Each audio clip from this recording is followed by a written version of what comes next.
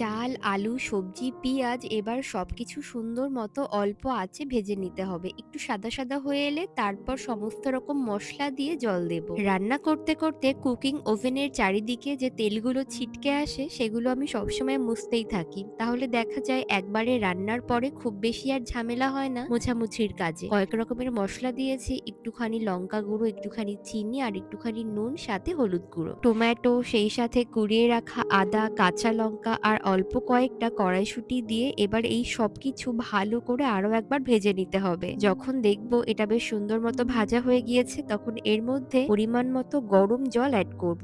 গরম জল দিলে রান্নার স্বাদ নাকি বেড়ে যায়, তা মায়ের মুখে সবসময় শুনি। তাই জন্য রান্নায় আমি সবসময় ঠান্ডা জলের পরিবর্তে গরম জলই ব্যবহার করি।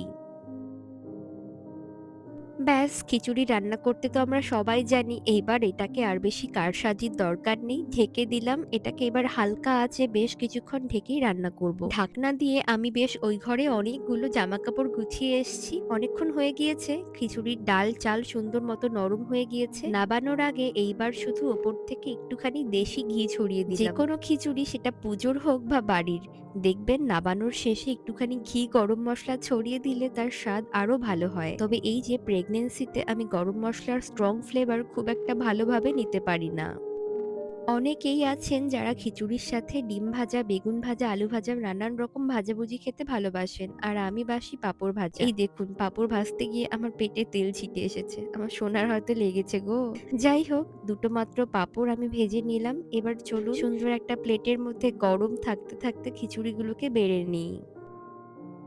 বরাবরই অন্যান্য খাবারের তুলনায় খিচুড়ি রান্না করলে আমি ২-৩ চামচ এক্সট্রা করে খেয়ে নিতাম। তবে কনসিভ করার পর থেকে কোনো খাবারই আর অনেকখানি খেতে পারি না। এইটুকুনি খাবার, তাতেও যেন মনে হয় কতটা খেয়ে নিয়েছি।